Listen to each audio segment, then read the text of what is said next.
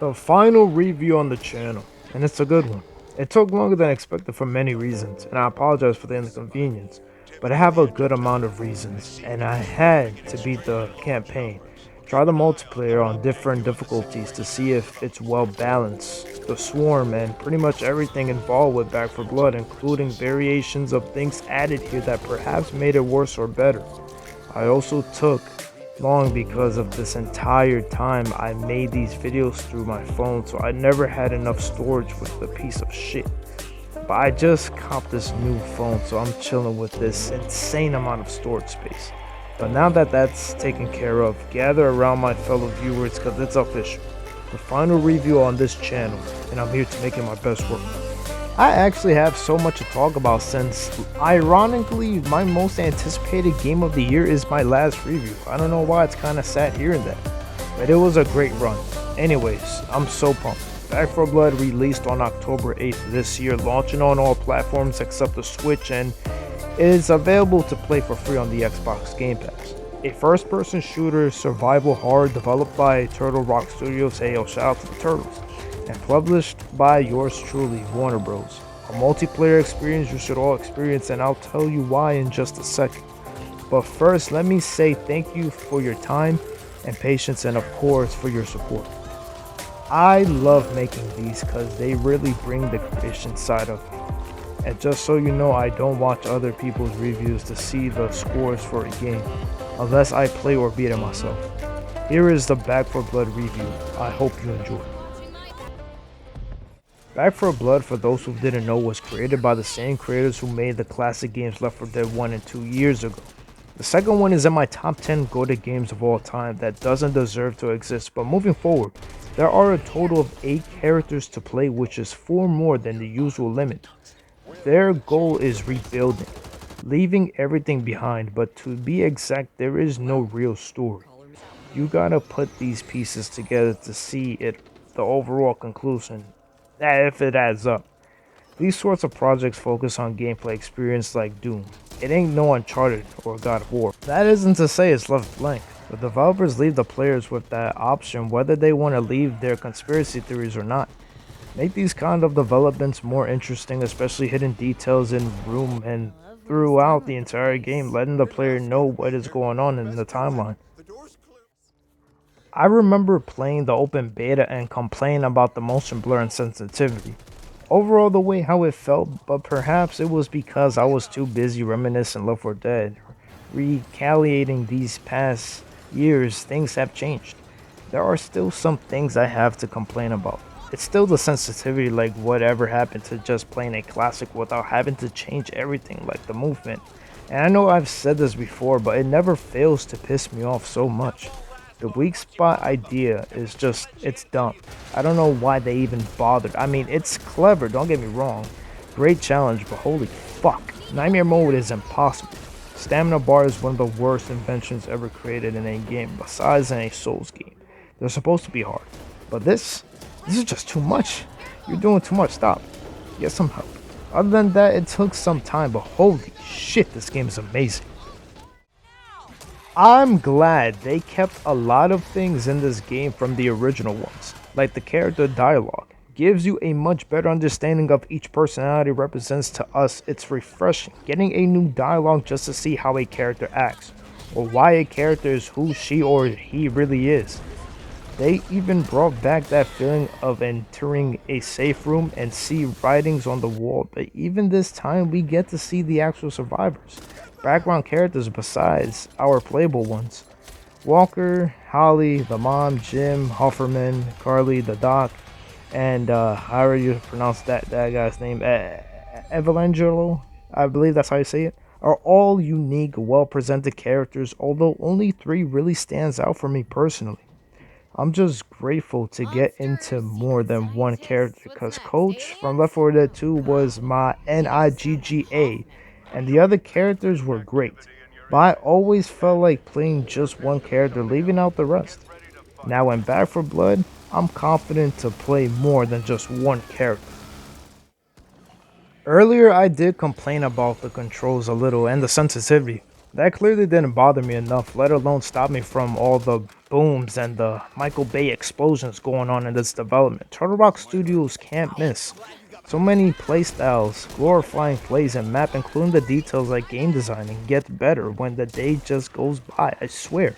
And they wonder why I consider video games art.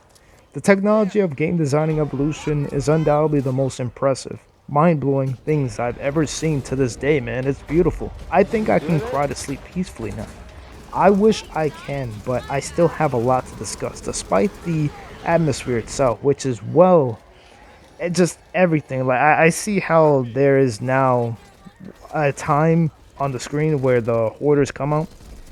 I know some people will complain about it as it ruins the game's pops or fears, whatever it may be, but to me it helps to be prepared to get fucked by these fuckers, cause it's shit. I'm actually ready this time. Like I'm actually prepared to fight every one of these motherfuckers. Feel me? There are two areas in this entire game that blows my mind every time I see it, and it's probably the feeling of something refreshing rather being spoiled or outdated, but because it fits the theme of this project. It does take some time getting used to it, especially using different weapon mods, but trust it's worth it. The supply system, I'm still kinda mixed on it, especially on the hardest difficulty, and speaking of difficulty, yo, this game is hard as fuck. I barely beat the tutorial, but for the final battle to be that difficult on the easiest mode? Oh hell no. I went to bed humiliated knowing not only how trash I am, but my team too? It was inevitable. From the start to finish taking them sweet ass L's like a piece of cake. I just kicked this fucking ass. It's a great challenge only if I win. Mapping could be better, but for the most part it's not hard to track your way around. The most important thing in FPS games is the ability to do more than just pick up a weapon and shoot the bad guys. In other words, it just might be a top tier FPS game to the modern era. The super infectives that were once called, well, infectives are now called Riddens. And they're, well, relentless in this one. Seriously, my nigga couldn't breathe not once while I was the only one being attacked. Like, wow, my dick must taste nice. There's this one Riddens I hate so much, mainly because it's so hard to hit its weak point. Like, if I'm not mistaken, I believe it's called the the tall boy. What a stupid ass name, I can't stand it. Every other Riddens is fine, though. The exploder can get annoying. I'm glad you can at least see them now, if a player or bots located them for you. There are bosses here from the Game Awards 2020 preview, with that big ass Riddens breaking the gates. Well, turns out it's an actual boss among two others in this file. When it boils down to Back for Blood infected, it's full of surprises and it never fails me. I almost forgot to mention this game's version of the witch, which is the hag and longneck that sets off an alarm and pretty much lets the infectors know your location. What's a bigger pain in the major rear is that the hag is nearly impossible to kill. Might be an over-exaggeration, but unless if you have some useful hacks or now cards that are a thing in this game, they're like perks that can help you make your weapon OP. Yeah, good luck. Overall, personally, I do believe the infected in Back for Blood are much more challenging, mainly due to the traps, weak points, and boss fights. And a final battle that can be a challenge on the highest difficulty. Not to mention there are over 20 plus maps. Way more than Left 4 Dead maps, unless you got the DLC or mods. The developers really showed here that they care. I admire that.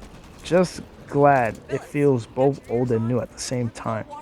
Like the new enemies, different infected, new maps, similar mechanics, similar enemies, looks, and designs. I'm sure you get it by now. Okay, so plenty to say. Online is fun, but the progress is ass, bro. Everyone sucks dick at this game, even at the easiest difficulty. But it's funny as shit hearing everyone talking shit to each other. I don't even remember the last time I've laughed this much online in a while. It's just so fun. Back 4 Blood has so much replay value due to matchmaking and consistency, satisfying closures to leave the player mind blown. And yeah, I've seen Game Awards nominees. I told you, I don't care about that nonsense crap anymore. The fact that this wasn't a contender, so I'll make my own list of my 6 personal Game of the Year contenders. I'm not mad, you're mad. Back 4 Blood deserves more recognition because of its glorifying, traumatizing, horrific, mind-dazzling experience that it's just hard to miss. I felt like mentioning that. I feel like I've said enough. Here are the results. Do I even have to say anything? Of course I do, it's a review. B4B, the first-person shooter project developed by Turtle Rock Studios, is creatively impressive, especially from developers we haven't heard from over a decade ago. Where y'all been at, man? B4B doesn't lift Left 4 Dead 2 expectations, but it does leave a satisfying taste of nostalgic mixed with new or veterans of the series. Humbly speaking, after replaying it so many times, I'm glad I was able to keep my composure before giving my full honest thoughts. Back 4 Blood is a solid 8.5 out of 10. That's all, my boys. I'ma miss ya. We're so close to the end of the year before the best of channel 2021. Well, I hope you liked the video. And, well, peace, y'all.